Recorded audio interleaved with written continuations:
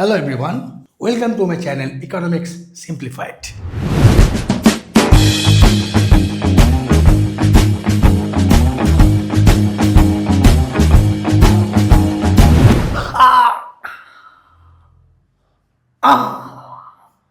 তার মানে সেম চিমটি রেসপন্স আলাদা, দ্যাট ইজ ইলাস্টিসিটি।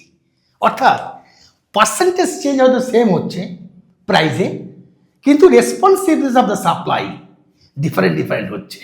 তাহলে ফিজিক্সের সেই ইলাস্টিসিটি কনসেপ্ট যেটা আমি ডিমান্ড চ্যাপ্টার নিয়ে পড়ানোর আগে এক্সপ্লেন করেছিলাম, যে হোয়াই বা how we will implement the elasticity in economics. দেখো কতখানি বাস্তব ইন রিয়ালিটিতে আমরা এইভাবে দেখার চেষ্টা করছি। তার মানে এটা তো বাস্তব, সব জিনিসের তো পার্সেন্টেজ চেঞ্জ প্রাইসের জন্য রেসপন্সিভনেস এক হতে পারে না। অর্থাৎ ডিমান্ডে পড়েছিলাম 5% যদি দাম বাড়ে হিরের ডিমান্ড কেমন হবে, 5% যদি দাম বাড়ে মেডিসিনের ডিমান্ড কেমন হবে, 5% যদি দাম বাড়ে ওয়াইনের ডিমান্ড কেমন হবে। তাহলে এখানেও তাই, রেসপন্সিভনেস প্রাইস যদি দাম পরিবর্তন হয় ইন পার্সেন্টেজ টার্ম, তাহলে how much the supply will be change in percentage term. তার মানে ওই জন্য আমরা ডেফিনেশনে লিখলাম ইলাস্টিসিটি অফ সাপ্লাই মানে ইএস দিয়ে ডিনোট করলাম কি না, percentage change in supply divided by percentage change in price of X. অর্থাৎ ব্যাপারটা দাঁড়াচ্ছে কীরকম না, যদি আমার 1% প্রাইসের চেঞ্জ হয় তাহলে how much percentage change in supply will be responsive. তাহলে বাই ডেফিনেশনে ওই জন্য আমরা ফর্মুলা এখানে পেলাম কি না, delta S X by delta P X, delta S X by delta P X into P X by S X. তার মানে change in supply of X commodity divided by change in price of x into initial price of x divided by initial supply of x। তার মানে এবারে যে calculation করে আমরা যে ভ্যালুটা পাবো সেই ভ্যালুর উপর ডিপেন্ড করছে, আমাকে চিমটিটা দিলাম হা হা করে উঠেছি, আর সেম চিমটি দুটো আওয়াজটা আলাদা, that is call the degree of sensitivity. এই যে ডিগ্রি অফ সেন্সিটিভিটি রেসপেক্টে আমরা আলোচনা করেছি যে degree of supply of elasticity বা degree of elasticity of supply. দেখো কি লিখেছি ওই জন্য আজ ক্যাপশনটা জন্য ছিল degree of price elasticity of supply. দেখো পারফেক্টলি ইলাস্টিক সাপ্লাই যখন ক্যালকুলেশন করার পর ভ্যালুটা পাবো আমি ইনফিনিটি। তার মানে একই দামে ডিফারেন্ট সাপ্লাই হতে পারে। ও P1 দাম হলে পরে ও Q1 সাপ্লাই হতে পারে, ও Q2 হতে পারে, ও Q3 হতে পারে। তার মানে এই যে একই দামে যে ডিফারেন্ট সাপ্লাই পয়েন্টগুলো পাচ্ছি এগুলি যদি জয়েন করি যে সাপ্লাই কাপটা পাবো সেটা কি হবে না, will be straight line parallel to the horizontal Axis. কিন্তু সামান্য যদি দামটা কমে, the supplier is not ready to supply a single quantity. আমরা পড়েছি why the supply cup is upward rising. সেখানে আমরা মার্জিনাল কস্ট ডিসকাশন করতে গিয়ে দেখেছি, অ্যানালাইসিস করেছি, আমার আগের ভিডিও একটু দেখতে হবে কি না, কোনো দ্রব্যের এমন হয় যে মার্জিনাল কস্টটা এত বেশি, তার সঙ্গে সামান্য প্রফিট মার্জিন করে প্রাইস যখন হচ্ছে তার নিচে যদি হয় দামটা, তাহলে ভাই আমি সাপ্লাই করতে প্রস্তুত নই, সাপ্লাই দিলে আমি প্রস্তুত, এখানে মার্জিনাল কস্টে তো উঠছে না। তাহলে এইরকম কিছু প্রোডাকশন হলে যে তার থেকে দাম যদি কমে যায় সাপ্লাই উইল বি জিরো, সেক্ষেত্রে তোমার এটা সাপ্লাই গ্যাপটা হবে parallel to the quantity axis and will be a straight line. Now come to the point, perfectly in elastic supply মানে যতই নড়াও চড়াও সাপ্লাই এক। তার মানে দাম বাড়লো কি কমলো সাপ্লাইটা একই থাকছে, মানে বাড়ানোর কোনো সুযোগ নেই।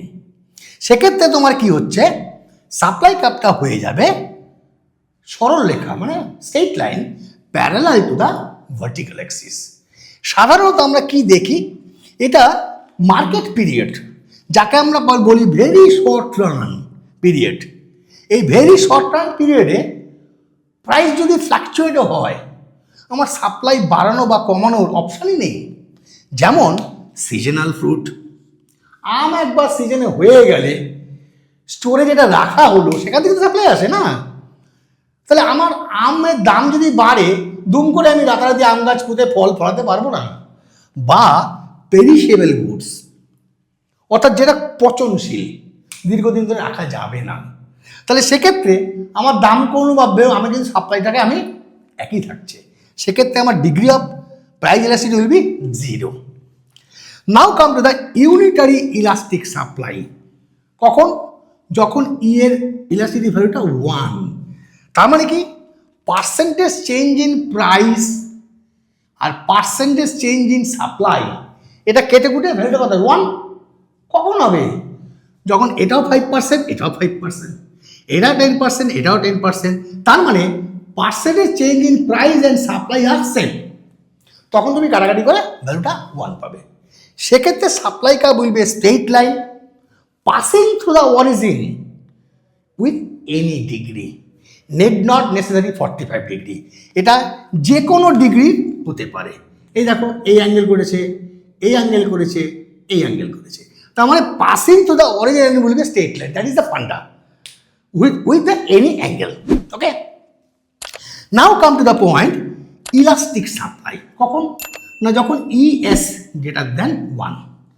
কখন হবে? না এক্ষেত্রে সাপ্লাই কার্ভটা আপওয়ার্ড রাইজিং হবে এবং starts from the vertical Axis with a positive intercept term. সেটা এখান দিয়ে শুরু হতে পারে, এখান দিয়ে করতে পারে, এখান দিয়ে হতে পারে, but with starts from the vertical axis. কে কেন হয়? আমার পরের ভিডিওটা, এর পরের ভিডিওটা অবশ্যই ফলো করতে হবে, কি করে আমি সাপ্লাই কার্ভ গ্রাফিক্যালি ড্র করব, তখন আমি ইন ডিটেলস এই জায়গাটা ব্যাখ্যা করব। Now come to the point the inelastic supply. মানে এখানে কথা হচ্ছে ইলাস্টিসিটির ভ্যালু যখন লেস দ্যান 1। লেস দ্যান 1 মানে কি? এইটা কেটে করে একের কম হবে, 0.5, 0.6 লাস্ট। এটা কখন হবে? না ওপরে যদি ছোট সংখ্যা হয়, তলায় যদি বড় সংখ্যা, তবেই তো পয়েন্টে আসবে। তার মানে percentage change in supply of x will be less than percentage change in supply of price, তবে তোমার ক্যাটাগরি 1 হবে, একের থেকে কম হবে। তাহলে এক্ষেত্রে কি হবে? এক্ষেত্রে supply curve will starts from the horizontal axis having a positive intercept term. তার মানে এক্স অক্ষ থেকে শুরু করবে এবং will be straight line upward rising. এক্ষেত্রে সাপ্লাই কার্ভটা দেখতে এরকম হবে, এই যে পজিটিভ। এবার এখান থেকে শুরু করতে পারো, এখান থেকে করতে পারো, যেটা খুশি, কিন্তু একটা পজিটিভ ইন্টারসেপ্ট টার্ম থাকতে হবে এবং সেটা স্টার্টস হবে কোত্থেকে? এক্স অ্যাক্সিস বা হরাইজন্টাল অ্যাক্সিস থেকে। কি মনে প্রশ্ন আসছে, এটা কেন হলো, এটা কেন হলো, বা এটা কেন হলো? অবশ্যই আমার পরের ভিডিও ফলো করো, উত্তর পেয়ে যাবে। গ্রাফিক্যাল ডেরিভেশন অফ কি সাপ্লাই কার্ভ, যেভাবে আমরা পেয়েছিলাম গ্রাফিক্যাল ডেরিভেশন বা point elasticity of supply, point of demand, একটা স্ট্রেট লাইন লিনিয়ার ডিমান্ড কার্ভের উপর বিভিন্ন পয়েন্টে ইলাস্টিসিটির ভ্যালু আলাদা হয়, বাট স্লোপের পরিমাণ এক থাকে, 0 to ইনফিনিটি, মিডল পয়েন্টে 1, এক্স অ্যাক্সিসে কাট করছে 0, in between this less than 1, ওয়াই অ্যাক্সিসে কাট করছে infinity, in between middle point and Y অ্যাক্সিসে কাটিং পয়েন্ট গ্রেটার দ্যান 1। আমার মনে হয় ফলো করবে, একটু ফলো করো, আমার আগের ভিডিওগুলো পরিষ্কার তুমি ব্যাপারগুলো বুঝতে পারবে। তাহলে আজকে যেটা বোঝালাম, degree of price elasticity of demand, price elasticity of supply, অর্থাৎ responsiveness of the supply due to change in price, all in percentage term. কি ভালো লেগেছে? একটা স্ক্রিনশট নাও। যাওয়ার আগে বলে রাখি কি কি করতে হবে।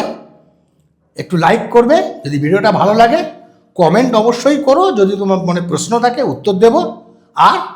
আর কি করতে হবে? সাবস্ক্রাইব না থাকলে বা না করলে এখনই সাবস্ক্রাইব করো চ্যানেলটিকে, এবং অবশ্যই বন্ধুদের মধ্যে স্প্রেড করো, মানে শেয়ার করো, কারণ তারাও তো এমন আছে যে যারা ইকোনমিক্সটা বুঝতে পারছে না, জানতে চাইছে। আমি চাই, আমার উদ্দেশ্য একটাই, কত সহজভাবে ইকোনমিক্সটাকে পড়া যায়, বোঝা যায়। আর এটুক করতে পারলে, তোমরা বুঝতে পারলে, আমার সেখানেই সাকসেস। কি তাহলে আমি যেটা আশা করছি তোমরা সেটা করো, আমি চেষ্টা করব কত সহজভাবে তোমাদেরকে বোঝানো যায়। তাহলে আজকের ভিডিওটা এখানেই শেষ। আগামী ভিডিও আবার আসবে। Till then, good bye.